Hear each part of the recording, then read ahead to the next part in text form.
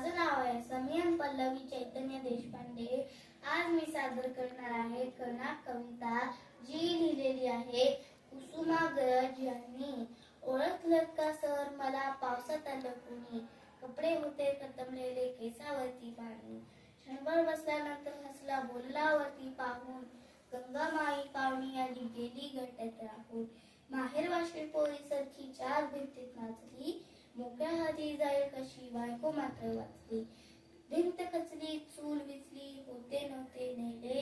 प्रसाद म्हणून पापड्यांमध्ये पाणी थोडे ठेवले,